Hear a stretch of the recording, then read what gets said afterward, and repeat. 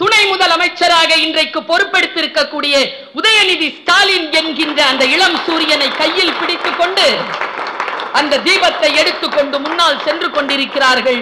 இந்த வரலாறு எப்பொழுதும் நின்று நிலைக்கும் என்பதற்கான ஒரு விடி வெள்ளியாகத்தான் இன்றைய பவள விழாவை நான் பார்க்கிறேன். யார் இவர்கள்? தமிழ்நாட்டிற்கு, தமிழ் மக்களுக்கு என்ன செய்தார்கள்? இவர்கள் இல்லை என்றால் இன்றைக்கு என்ன ஆகி இருக்கும் இந்த நாடு? இன்னும் 1000 வருஷம் போனாலும் இவர்கள் தான் இந்த மண்ணை ஆள முடியும். வேற வழி கிடையாது. இந்த மண்ணினுடைய மரபுத்தன்மையோடு இருக்கிறார்கள்.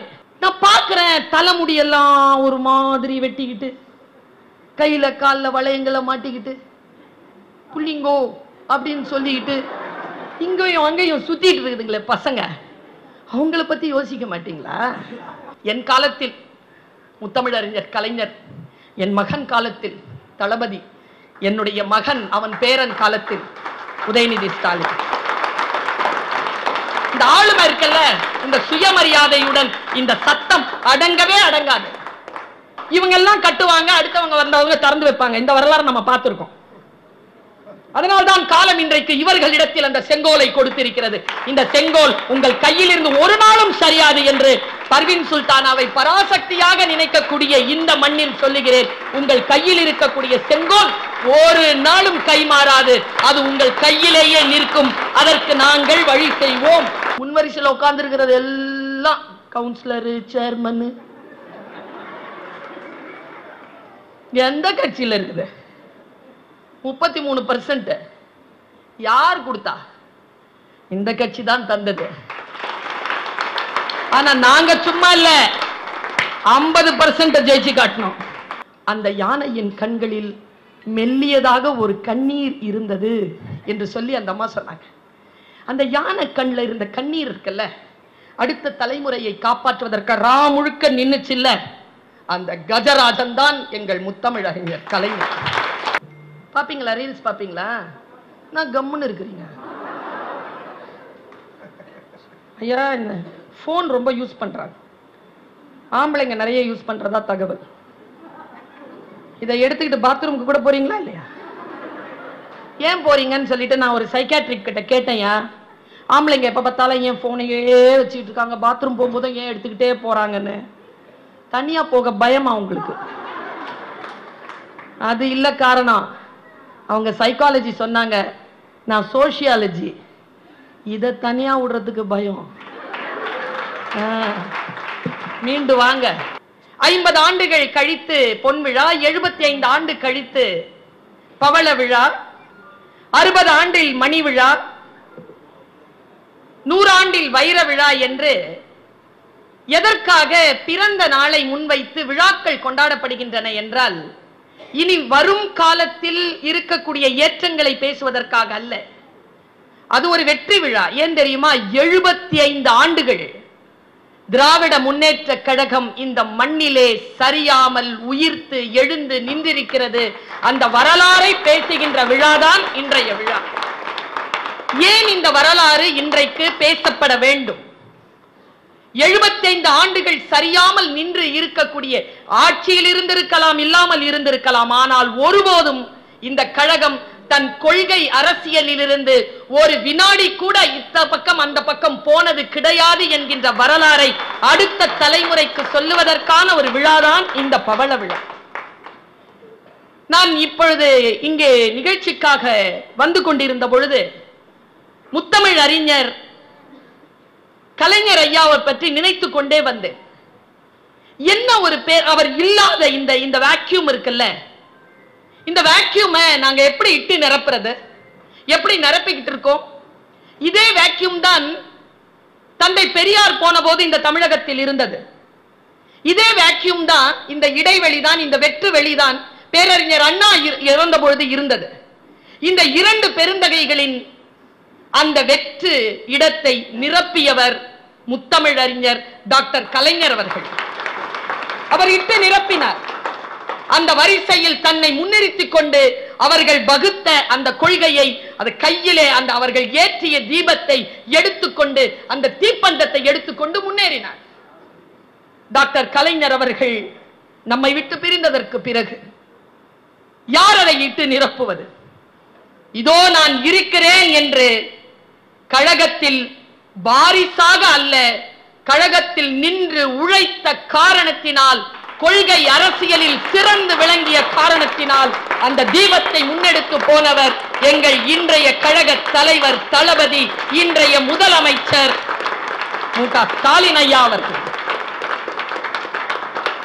அவர் தன்னோடு சேர்த்து கழகத்தின் இளம் சூரியன், துணை முதலமைச்சராக இன்றைக்கு பொறுப்பெடுத்திருக்கக்கூடிய உதயநிதி ஸ்டாலின் என்கின்ற அந்த இளம் சூரியனை கையில் பிடித்துக் கொண்டு அந்த தீபத்தை எடுத்துக்கொண்டு முன்னால் சென்று கொண்டிருக்கிறார்கள்.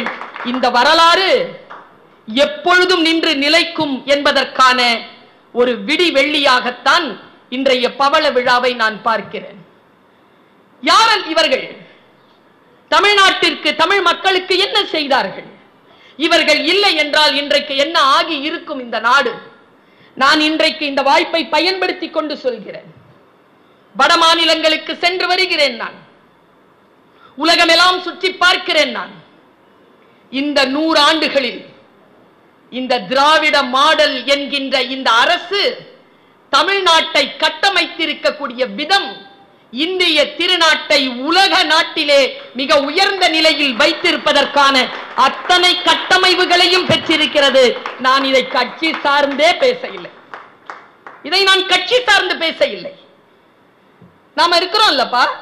இப்போ போன மாசம் கூட ஆனந்த விகடன்ல என்கிட்ட கேட்டாங்க, உனக்கு பிடித்த வாசகம் எது, உனக்கு பிடிச்ச நபர் யார்? எனக்கு முதல்ல மனசுல வந்தது எங்க அப்பா. நான் இந்த தமிழ்நாட்டு மக்களுக்கு சொல்லவா, நமக்கான அந்த தந்தையாக டாக்டர் கலைஞர் என்கின்ற அவர் ஒருவர் மட்டும் இல்லாமல் போயிருந்தார். அன்றைக்கு இருந்த சூழ்நிலையில் இந்த தமிழ்நாடு இன்றைக்கு இப்படி வெளிச்சமாக இருந்திருக்க வாய்ப்பே கிடையாது. எவ்வளவு நேசித்திருக்கிறார். முக்கியமாக பெண்களை சொல்றேன். பெரியார் சொல்வார், ஆம்பளைங்களுக்கு நாம எப்படியோ போறான், பெண்களுக்காக சொல்கிறேன். நமக்காக இதுவரைக்கும் யார் கவலைப்பட்டார்கள்? 2 விஷயம் தாங்க பெண்ணுனா தமிழ்நாட்டுல. இன்னிலிருந்து ஒரு 60 வருஷத்துக்கு முன்னால 2 விஷயம் இருந்தா பெண் முன்னேறலாம். ஒன்னு கல்வி, இன்னொன்று குடும்ப பாதுகாப்பு. இந்த 2 வேணுங்க பெண்ணுக்கு. ஒன்னு குடும்ப பாதுகாப்பு இருக்கணும், கல்வி இருக்கணும். அந்த கதவுகளை முதலாக எல்லோருக்குமாக திறந்து வைத்தவர். பெண்களுக்கு வாய்ப்பளிக்க வேண்டும் என்பதற்காக, கல்வியிலே அவர்களை முன்னிறுத்துவதற்காக அத்தனை செயல் திட்டங்களையும் வகுக்கிறார். இதை கல்யாணம் பண்றதுக்கு நிதி உதவி கிடைக்குது இல்ல, நான் யோசிச்சு பார்த்திருக்கேன். சரி, கல்யாணத்துக்கு நிதி உதவி கொடுக்கறீங்க, சரி. புருஷன் செத்துட்டா நிதி உதவி கொடுக்கறீங்க, சரி. கல்யாணமே பண்ணிக்கலாம் ஒரு பொண்ணுக்கு, அவளுக்கும் நிதி உதவி உண்டு என்கின்ற ஒரு சட்டத்தை கலைஞர் அவர்கள் ஏற்படுத்தினார் என்றால், குடும்பத்தில் தகப்பன் எப்படி தன் மகளை நினைத்தாரோ தமிழ்நாட்டில் இருக்கக்கூடிய அத்தனை பெண்களையும் அதை நினைத்தார். இப்படி நான் யோசிச்சது உண்டு. சரி, அப்பா செஞ்சிட்டு போயிட்டார், பையன் நமக்கு என்ன பண்ணுவார்? சொன்னார் பாருங்க, என்னங்க இது? நான் ஒரு விஷயம் சொல்றேன், இவர்கள் எல்லாம் ஆட்சியில் இருக்கின்ற வரைக்கும் இந்த தமிழ்நாட்டில் மக்களுக்கு சுயமரியாதைக்கு ஒரு குறைவும் நேரிடாது என்கின்ற அத்தனை திட்டங்களையும் வைத்திருக்கிறார்கள். இவர்களை கவனமாக நான் பார்த்துக் கொள்ள வேண்டும் என்கிறேன். அவர்கள் நம்மை கவனமாக பார்த்துக் கொள்வது ஒருபுறம் இருக்கட்டும். தமிழ்நாடு இந்த கட்சி சார்ந்தவர்களை, இந்த கட்சியினால் ஆட்சிக்கு வந்தவர்களை பத்திரமாக பாதுகாத்து அடுத்த தலைமுறைக்கு அந்த தலைமைத்துவத்தை கடத்த வேண்டும் என்கின்ற அக்கறை நமக்கு இருக்க வேண்டும் என்பதற்காக சொல்கிறேன். எப்படிப்பட்ட வாழ்க்கை அவர்கள் நமக்கு வழிவமைத்து தந்தார்கள்? புதுமை பெண்கள் ஒரு திட்டம். என்ன திட்டம் அது? நான் புதுமை பெண்கள் என்று பாரதியார் எழுதிய அந்த பாட்டு எனக்கு மனப்பாடம். அதுல பாரதி சொல்லுவது, இந்த பெண்ணுக்கு கல்வி வேண்டும், இந்த பெண்ணுக்கு கலை வேண்டும், இந்த பெண்ணுக்கு சுதந்திரம் வேண்டும், இந்த பெண்ணுக்கு சுய அடையாளம் வேண்டும் என்று சொல்லிக் கொண்டே போன அத்தனைக்கும் காரணம் அவளுக்கு கல்வி வேண்டும்.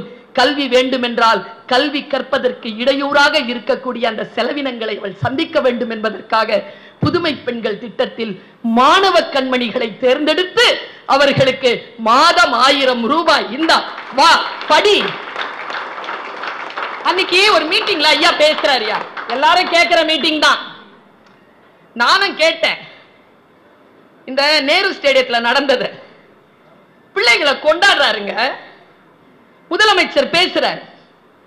ஒரு முதலமைச்சர் அப்படி அந்த எந்த டாம்பிகமும் இல்லை. நான் ஒண்ணு கேட்கிறேன், இந்த மாதிரி ஒரு எளிமையான அமைச்சரை தந்திருக்காங்க. இவர் மட்டும் இல்ல, இது அவருக்கு கிடைச்ச அந்த எளிமை, அவர் தலைமையிலிருந்து அவர் பெற்றுக்கொண்ட எளிமை.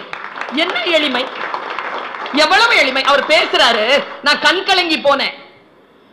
பள்ளி கல்வித்துறை அமைச்சர் இருக்கிறார், எல்லோரும் இருக்கிறார்கள் மேடையில், ஐயாவும் அண்ணனும் இருக்கிறார், எல்லோரும் இருக்கிறார்கள். அப்ப அவர் சொன்னார், மாணவ கண்மணிகளே, நீங்க எல்லாருமே நல்லா படிங்க, நீங்க படிக்க மட்டும் செய்யுங்க, மற்றதெல்லாம் நான் பார்த்துக்கிறேன். இப்படி சொல்ற ஒரு ஆளுங்க 75 வருஷம் இல்ல, இன்னும் 1000 வருஷம் போனாலும் இவர்கள் தான் இந்த மண்ணை ஆள முடியும். வேற வழி கிடையாது. இந்த மண்ணினுடைய மரபுத்தன்மையோடு இருக்கிறார்கள். இவர்கள் எடுத்து வைத்த அந்த முனைப்பு என்பது எப்படிப்பட்டது? நமக்காக எனக்கு ஆம்பளை பிள்ளை, புதுமை பெண்கள் திட்டமா இருந்தா அந்த 1000 ரூபாய் நமக்கு வந்திருக்கும். எனக்கு பையன், நான் யோசிச்சேன், நான் இப்படி வெளிப்படையா சொல்றேன், எல்லாம் பொம்பளை பிள்ளைங்களுக்கே கொடுத்துட்டா ஆம்பளை பையனுக்கு ஒரே ஒரு பாதிக்கப்பட்ட கைத்தட்டு நம்பர் எனக்கு இல்லையா இந்த அரசாங்கம்? எங்க இன்னைக்கு ஆம்பளை பிள்ளை டீச்சருங்க, நான் ஒரு அம்மா, நான் பாக்குறேன் தலைமுடியெல்லாம் ஒரு மாதிரி வெட்டிக்கிட்டு, கையில காலில் வளையங்களை மாட்டிக்கிட்டு, புள்ளிங்கோ அப்படின்னு சொல்லிக்கிட்டு இங்கேயும் அங்கேயும் சுத்திட்டு இருக்குதுங்களே பசங்க. அவங்கள பத்தி யோசிக்க மாட்டீங்களா? எல்லாம் பொம்பளை பிள்ளைங்களுக்கே தருவீங்களா பையனுக்கு? அப்ப பையன் அவங்க சொன்ன மாதிரி அவன் ஆம்பளை எப்படி வேணாலும் போறான் அப்படின்னா, மன வருத்தத்தோடு நான் இதை சொன்னேங்க. என் பேச்சை அவங்க கேட்டுக்கிறதுக்கு வாய்ப்பு இல்லை, ஏன்னா திட்டம் முதலியே வகுத்தாச்சு. வச்சார் பாருங்க, அடுத்த நாள் பத்திரிகையை பார்க்கிறேன், தமிழ் புதல்வன் திட்டம் வாயா ஆம்பளை பிள்ளை. நான் இப்படி யோசிச்சேன், எப்பவுமே நான் கோபமா பேசுவேன் பெண்களுக்காக. பெண்களுடைய உடல் சார்ந்தோ, பெண்களுடைய அழகு சார்ந்தோ ஆண்கள் பேசுவதற்கு ஒன்றுமில்லை என்கின்ற கருத்திலே உறுதியாக இருப்பவள் நான். ஏனென்றால் நான் ஒரு திராவிட பெண், என் உடம்பில் ஓடுவது திராவிட ரத்தம். எனக்கு எப்பொழுதுமே அறிவிலும் ஆளுமையிலும் தான், புத்தியிலும் கல்வியிலும் தான் எனக்கு நம்பிக்கை உண்டு. நான் இப்படி யோசிச்சு பார்க்கிறேன், இந்த ஆளுமையை விதைத்தது, அரசியல் ரீதியாக விதைத்தது எங்க? அம்பேத்கரை பத்தி அண்ணன் பேசினார், அவராலேயே முடியலங்க சொத்துல பங்கு சொல்றதுக்கான ஒரு சட்டத்தை இயற்றுறதுக்கு. கலைஞர் ஐயா வந்து அவர்கள் 30 வருஷத்துக்கு அப்புறமா தாங்க அந்த திட்டத்தையே போட்டாங்க. 30 வருஷத்துக்கு முன்னாலேயே நாங்க போட்டோம். 1989லயே பொம்பளை பிள்ளைனா சொத்துல உரிமை இருக்கு, எவனும் சொல்ல முடியாது இது ஏன் வீடு வெளில போகணும். கொடுக்கிற எல்லா வீடும் பொம்பளை பேர்ல தான், நீ போ இது ஏன் வீடு அப்படின்னு சொல்றதுக்கு. அவங்க சொல்றாங்களே இது அப்பா வீடுன்னு, நாம சொல்லலால இது ஏன் வீடுறா அப்படி என்று சொல்லக்கூடிய அந்த ஆற்றலை, அந்த உரிமையை அரசியல் ரீதியாக நமக்கு மீட்டு தந்த அந்த திராவிட முன்னேற்ற கழகத்தை நான் பாராட்டாமல் எப்படி இருப்பது? அந்த தலைவர்களை பாராட்டாமல் எப்படி இருப்பது? எப்பொழுதும் சொல்லுகின்ற வார்த்தையை சொல்லுகிறேன். தந்தை பெரியார், பேரறிஞர் அண்ணா, என் காலத்தில் முத்தமிழறிஞர் கலைஞர், என் மகன் காலத்தில் தளபதி, என்னுடைய மகன் அவன் பேரன் காலத்தில் உதயநிதி ஸ்டாலின். இந்த ஆளுமை இருக்கல்ல, இந்த சுயமரியாதையுடன் இந்த சத்தம் அடங்கவே அடங்காது. அவங்க ஜெயிக்கிறாங்களா தோக்குறாங்களே முக்கியம் இல்லைங்க, அதை இந்த மக்கள் புரிந்து கொள்ள வேண்டும். திருவாரூர்ல நிக்கிறாருங்க ஒரு சாதாரண வட்ட கழக ஒரு தோழர், வட்ட செயலாளரா நிக்கிறார். கேம்பெயினுக்கு போறார் தலைவர் ஐயா முத்தமிழறிஞர். அவர் சொல்றார், நீங்க எங்களை ஜெயிக்க வச்சாலும் தோக்க வச்சாலும் இந்த ஊருக்கு என்ன நன்மை செய்யணுமோ அதை செய்வேன். முதல்ல உங்களுக்கு ஒரு படித்துறையை கட்டி கொடுக்குறேன். சொன்னபடிக்கே அந்த வார்டு தோழர் தேர்தலில் தோத்தார் நகரமன்றத்தில். சொன்னபடிக்கு கலைஞர் படித்துறையை கட்டித்தந்தார். யாராக இருந்தாலும் ஆட்சியில் இருக்கிற இவங்க எல்லாம் கட்டுவாங்க, அடுத்தவங்க வந்தவங்க திறந்து வைப்பாங்க. இந்த வரலாறு நம்ம பார்த்திருக்கோம். அதனால்தான் காலம் இன்றைக்கு இவர்களிடத்தில் அந்த செங்கோலை கொடுத்திருக்கிறது. இந்த செங்கோல் உங்கள் கையில் இருந்து ஒரு நாளும் சரியாது என்று பர்வீன் சுல்தானாவை பராசக்தியாக நினைக்கக்கூடிய இந்த மண்ணில் சொல்லுகிறேன். உங்கள் கையில் இருக்கக்கூடிய செங்கோல் ஒரு நாளும் கைமாறாது. அது உங்கள் கையிலேயே நிற்கும்.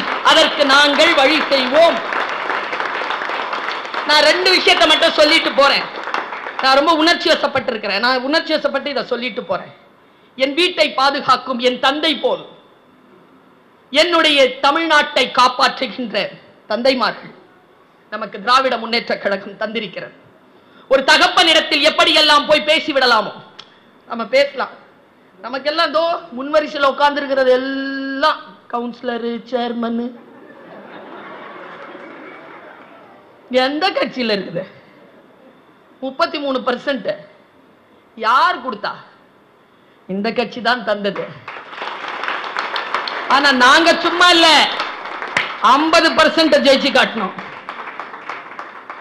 அப்படிதாங்க இவர்கள் நம்மை நம்புகிறார்கள். எங்கள் ஆற்றலை குறைக்கவே இல்லை.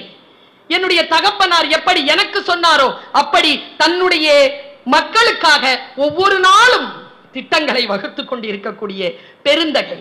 நான் 2 செய்தியோட முடிக்கிறேன். நாம எல்லாம் இந்த 75வது வருஷத்தை எதுக்காக தெரியுமா கொண்டாடுறோம்? நம்ம தலைமுறைக்காக கொண்டாடுறோங்க. இது எனக்கானதோ உங்களுக்கானதோ அல்ல. நாம் எல்லாம் அரசியலில் கூட இங்க வந்து உட்கார்ந்துட்டோம். பாருங்க, ராத்திரி 9 மணி இவ்வளவு பெரிய பெண்கள் கூட்டம் பொது மீட்டிங்ல உட்கார்ந்துருக்கோம். தமிழ்நாட்டில் மட்டும்தான் இது சாத்தியம், மற்ற நாடுகள் சாத்தியம். இந்த பாதுகாப்பு இங்கேதான் சாத்தியம், வேறு இடங்களில் சாத்தியம் இல்லை. பெண்களுக்கு சுயமரியாதை கிடைக்கக்கூடிய இடம். நான் இப்படி சொல்கிறேன், தலைமுறைக்கானதுதான் இந்த திராவிட முன்னேற்ற கழகத்தின் கொள்கை. இதை நாம் அடுத்த தலைமுறைக்கு சொல்லணும். எங்க ஐயா முத்தமிழ் அறிஞரை பத்தி நினைச்சா நான் எப்படி தெரியுமா தோணுது? தலைமுறையை காப்பாற்றுறதுக்காக அவர் நினைச்சுக்கிட்டே இருந்திருக்காருங்க. ஒவ்வொரு முறையும் சொல்றாருங்க, ஒவ்வொரு திட்டங்களையும் வகுக்கிறார். அவருக்கு இன்றைக்கு என்பது முக்கியம் அல்ல, நாளைய உலகம் என்னுடைய குழந்தையின் குழந்தையின் குழந்தையின் உலகம், இந்த தலைமுறையின் உலகம் சுயமரியாதையோடு வாழ வேண்டும், எந்த சதிகாரர்கள் கையிலும் சிக்கிவிடக் கூடாதுன்னு. இன்னைக்கு ஒரு விஷயத்தை சொல்ற, எழுதி வச்சுக்கோங்க. அம்பேத்கரை கூட எல்லாரும் ஏத்துக்குவாங்க, பெரியாரையும் அண்ணாவையும் கலைஞரையும் ஏத்துக்கவே மாட்டாங்க. ஏன்னு சொல்லுங்க? அவர்கள் செய்த அரசியல் அப்படி. அதான் நமக்கு பாதுகாப்பு. நம்ம காவல் தெய்வங்கள் அவங்கெல்லாம். ஊர் கடந்து போகும்போது சாமி உட்கார்ந்துட்டு தெரியுமா, கருப்பண்ண சாமி கையில அருவாளோட. நம்ம ஊர் காவல் சாமிகள் அவங்கெல்லாம். இவர்களை நான் எப்படி யோசிப்பது? சமீபத்திலங்க இதை சொல்லி நான் நிறைவு செய்கிறேன். சமீபத்தில் வயநாடுல ஒரு சரிவு நடந்துச்சா, மலைச்சரிவு. நீங்க எல்லாரும் பார்த்திருக்கிறத நான் நினைவுபடுத்துறேன். கலைஞர் ஐயாவை அப்படி நினைச்சுக்கோங்க, அவ்வளவுதான். அவர் தான் கலைஞர். எல்லாரும் கீழே இறங்கி ஓடினாங்க. ஒரு குடும்பம் மட்டும் மேலே ஏறிச்சு. ஏன் தெரியுமா? கீழே இறங்கினா இறந்துருவோன்றதுனால சரிவு. மேலே ஏறிச்சுங்க அந்த குடும்பம். மேலே ஏறும்போது காடு, மழை, கையில சின்ன குழந்தை, 2-3 பேர் அந்த குடும்பத்துல. அவங்க அந்த மழையில அந்த காட்டுல போயிட்டு இருக்கும் போது சரியான மழையில அவங்க கண்ணுக்கு தெரியுது இருட்டா ஏதோ ஒன்று சுற்றுது. அவங்கள பார்த்தா யானை கூட்டம். நிறைய பேர் பார்த்திருக்கலாம், யூடியூப்ல வந்திருக்கு. யானை கூட்டம். அந்த அம்மா சொல்றாங்க, பேட்டி கொடுக்கறாங்க. யானை கூட்டத்துல ஒரு பெரிய யானை முன்னால வந்து நின்ன உடனே அவங்க ஒன்னும் செய்யல. அந்த குழந்தைய தூக்கி அந்த யானை கிட்ட காட்டி, வனராஜனே, இந்த குழந்தைய காப்பாத்துறதுக்காக, அடுத்த தலைமுறையை காப்பாத்துறதுக்காக வந்துட்டோம் சாமி, நீதான் இந்த காட்டுக்கு ராஜா, எங்களை காப்பாத்தியா சொன்ன உடனே அந்த யானை என்ன செஞ்சது தெரியுமா? அப்படியே நின்னுச்சு. மழை பெய்கிறது. அந்த யானையின் வயிற்றுக்கு அடியிலே அந்த குடும்பம் ராத்தங்கி, மழை இல்லாமல் பாதுகாப்போடு அந்த யானைகள் சுற்றி வளைக்க அது அப்படியே நின்றதாக அந்த அம்மா பேட்டி கொடுக்கறாங்க. கடைசியா அவங்க சொன்னதுதாங்க ஒரு விஷயம். நான் காலையில மழை நின்றுடுச்சு, சூரியன் மெதுவா ஆரம்பிச்சது வர்றதுக்கு, அப்பதாங்க அந்த யானை நகர்ந்துச்சு. அந்த யானை நகர்ந்து போது, யூடியூப்ல இருக்கு நான் பேசுறது இல்ல, அந்த அம்மா பேசுறது. அது கண்களை பார்த்தேன். அந்த யானையின் கண்களில் மெல்லியதாக ஒரு கண்ணீர் இருந்தது என்று சொல்லி அந்த அம்மா சொன்னாங்க. அந்த யானை கண்ணில் இருந்த கண்ணீர் இருக்குல்ல, அடுத்த தலைமுறையை காப்பாற்றுவதற்கு முழுக்க நின்னுச்சில்ல, அந்த கஜராஜன் தான் எங்கள் முத்தமிழறிஞர் கலைஞர். அப்படிதான் நின்னார், எங்களெல்லாம் பாதுகாக்க நின்னார். இன்னொரு விஷயம் சொல்லிட்டு போறேன், உணர்ச்சி வசப்பட்டு சொல்லிட்டு போறேன். இந்த நாடு கொடுத்து வச்ச நாடு, நாம எல்லாரும் கொடுத்து வச்சவங்க. இதை தக்க வச்சுக்கணும். நாம பணம், காசு, பதவி இதெல்லாம் ஒரு புறம் இருக்கட்டும், இதெல்லாம் ஒரு புறம் இருக்கட்டும். நமக்கான வாய்ப்பு, நமக்கான வெளி ஏற்படுத்தி கொடுத்திருக்காங்கல்ல, உட்கார வச்சிருக்காங்களே, எங்களை உட்கார வச்சிருக்காங்களே, நம்மள இவ்வளவு பெரிய விஷயங்க. எங்க ஆம்பளைங்களாம் உட்காரத்துக்கு ஒரு 40 வருஷம் போதுங்க, பொம்பளைங்க நாம உட்காரத்துக்கு 1000 வருஷம் ஆச்சுங்க. அந்த 1000 வருடத்தை சாத்தியமாக்கி தந்தாரா இல்லையா? இவர்கள் யாருன்னு சொல்ற, தலைமுறைக்காக இவர்கள் அவர்களை வாழ வைப்பதற்காக, அவர்களுக்கான வாழ்க்கையை தருவதற்காக திட்டங்களை வகுத்து கொண்டு தந்து கொண்டே இருக்கிறார். இவர்களை நாம் விட்டுவிடல் ஆகாது என்பதற்காக சொல்லுகிறேன். நான் யூடியூப் அப்படி அந்த ரீல்ஸ் பார்ப்போம்ல, அந்த ரீல்ஸ் பார்த்துட்டே இருக்கும்போது ஒரு காட்சி வந்தது. ஒரு 2 நிமிஷம், 2 நிமிஷம் காட்சியை பார்த்துக்கிட்டே இருக்கேன். புரிஞ்சுக்கணுங்கிறதுனால சொல்றேன், என் வேலையே அதான், புரிய வைக்கணும், அவ்வளவுதான். எனக்கு என்ன கிடைக்கிறதெல்லாம் கிடையாது. நம் தலைமுறைக்கு ஒரு விஷயத்தை, ஒரு மானத்தோடு கூடிய அந்த வாழ்க்கை, எதையெல்லாம் அவர்கள் பறித்திருந்தார்களோ, அவர்களிடம் இருந்து அதையெல்லாம் பறித்து எங்களுக்கு திருப்பி கொடுத்தாரோ, அதை நாம் தக்க வைத்துக் கொள்வதற்கான அரசியலை ஒருபோதும் விட்டுவிடக் கூடாது என்பதற்காக இதை சொல்கிறேன். ஐயா 30 செகண்ட்யா பேச்சு இல்ல, பேச்சு 1 நிமிஷம் ஆகும். 30 செகண்ட் நான் பார்த்த ரீல்ஸ் பார்த்துட்டே பாப்போம். பாப்பீங்களா? ரீல்ஸ் பாப்பீங்களா? நான் கம்முன்னு இருக்கிறீங்க ஐயா. என்ன போன் ரொம்ப யூஸ் பண்றாங்க, ஆம்பளைங்க நிறைய யூஸ் பண்றதா தகவல். இதை எடுத்துக்கிட்டு பாத்ரூமுக்கு கூட போறீங்களா இல்லையா? ஏன் போறீங்கன்னு சொல்லிட்டு நான் ஒரு சைக்காட்ரிக் கிட்ட கேட்டேன்யா, ஆம்பளைங்க எப்ப பார்த்தாலும் ஏன் போனையே வச்சுக்கிட்டு இருக்காங்க, பாத்ரூம் போகும்போதும் ஏன் எடுத்துக்கிட்டே போறாங்கன்னு. தனியா போக பயமா உங்களுக்கு? அது இல்ல காரணம். அவங்க சைக்காலஜி சொன்னாங்க, நான் சோசியாலஜி, இதை தனியா விடுறதுக்கு பயம். மீண்டு வாங்க. அதை பார்த்துட்டு இருந்தேன்னா உருப்படியான ஒரு விஷயம் 30 செகண்ட். அதுல ஒருத்தன் பேக் பேக்கோட அப்படி கடல்ல ஒரு காட்டுல நடந்து போறான், பின்னால் ஒருத்தன் கேமரா எடுத்துட்டு வரான், அவன் கையிலும் கேமரா இருக்கு. அவன் அப்படியே போறான் 5 செகண்ட். அவன் ஒரு ஆத்தை தாண்டான் 7 செகண்ட். 8வது செகண்ட்ல அவன் ஒரு பாறையில உட்கார்றான். உட்காந்துட்டு பேக்ல இருந்து நம்ம எடுத்தாங்க இலை, கடன்னு எடுத்து பின்னுனான். பின்னையே அப்படி தலைக்குள்ள இப்படி போத்திக்கிட்டான். போத்திட்டு அதுக்குள்ள கேமரா வச்சான். கேமரா வச்சு கேமரா ஆன் ஆச்சுங்க. அவன் கரையில இருந்து இவனை எடுக்கிறான், இவன் கேமரால நமக்கு ஒரு உலகத்தை காட்டுறான். எத்தனை பேர் இலக்கியங்களை படித்தாலும் கிடைக்காத ஒரு காட்சி. யாரோ ஒரு வெளிநாட்டுக்காரன், யாரோ ஒருவன் எடுத்த காட்சி. ஒரு மரம் ஜூம் பண்றான், பெரிய பெரிய பறவை வந்து உட்காருது, பெரிய பெரிய பறவை. ஒரு பறவை வந்து அப்படி உட்கார்ந்துச்சுங்க, ராட்சத பறவை இப்படி வந்து உட்காருது. இப்படி ஸ்லோ மோஷன்ல காட்டுறான், பேரழகு வந்து உட்காருது, இப்படி பாக்குது. மறுபடியும் 12 நிமிஷம் ஆயிடுச்சு, மறுபடியும் 12 செகண்ட், மறுபடியும் ஆத்துக்கு வருது, பாறை கிட்ட வருது, மறுபடியும் திரும்பி போகுது, மறுபடியும் வருது, மறுபடியும் திரும்பி போகுது. 18 செகண்ட் முடிச்ச உடனே 18 செகண்ட் ஆயிடுச்சா, 30 செகண்ட் தான் அது வந்துச்சா. தண்ணி எப்படி பாக்குதுங்க, உள்ள ஒரு மீனை எடுத்துச்சுங்க. எடுத்துட்டு நேரா போய் மரத்துல உட்காந்துச்சு. உட்கார்ந்து வாயில இருந்து அந்த மீனை எடுத்து கால் கட்ட வைக்குது.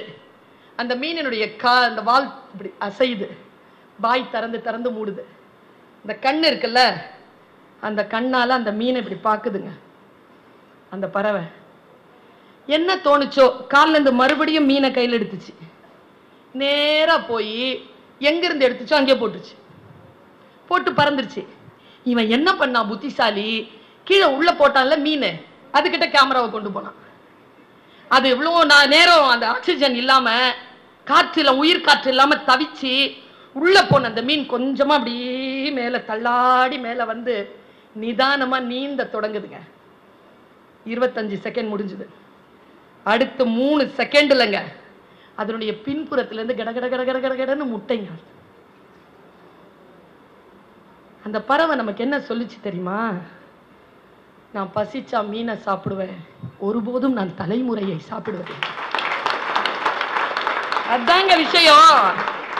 அந்த மீனையும் அது வந்து தியாகம் பண்ணிச்சு பாருங்க. மீனையும் தியாகம் பண்ணிச்சு பாருங்க. மிசால அடிபடுறாருங்க தம்பி பையன். அவர்கிட்ட கேக்குறாங்க, ஏங்க அடிபடுறாங்களே, புடிச்சு கொடுத்தது நான் தான். வந்து கேட்டாங்க, போன்னு சொல்லிட்டேன், கூட்டு போ சொல்லிட்டேன். உள்ள போய் அவர்கிட்ட கேக்குறாங்க. அவர் என்ன சொன்னார் தெரியுமா? எங்க அப்பாக்கு என்ன தவிர்த்து பசங்க இருக்கிறாங்க, நான் இந்த நாட்டிற்காக உயிர் விடுவதில் எனக்கு ஒரு பிரச்சனையும் இல்லை. தலைமுறையை காப்பதற்காக இருக்கக்கூடிய கழகம் அதனுடைய 75வது பவள விழாவில் நாம் பேசிக் கொண்டிருக்கிறோம். இந்த திராவிட சுடர் ஏந்தப்பட்டு விட்டது, அது ஒளிவீசி பறந்து கொண்டிருக்கிறது. அடுத்த தலைமுறைக்கு செலுத்துவதற்கான வேகத்தையும் அவர்கள் தொடங்கிவிட்டார்கள். இனிமேல் இந்த திராவிட ரயில் சின்ன ஸ்டேஷன்ல நிக்காது, எக்ஸ்பிரஸ் ஓட ஆரம்பிச்சிருச்சு. அதை ஓட வச்சது எது தெரியுமா? தலைவர் தலை வச்சு படுத்தாரு பாருங்க தண்டவாளத்துல, அந்த தண்டவாளத்துல ஓடிக்கொண்டிருக்கக்கூடிய இந்த திராவிட ரயில் நிச்சயமாக தன் இலக்குகளை அடையும் என்று சொல்லி உங்கள் அத்தனை பேருக்கும் வாழ்த்துக்களை சொல்லி நிறைவு செய்கிறேன். நன்றி, வணக்கம்.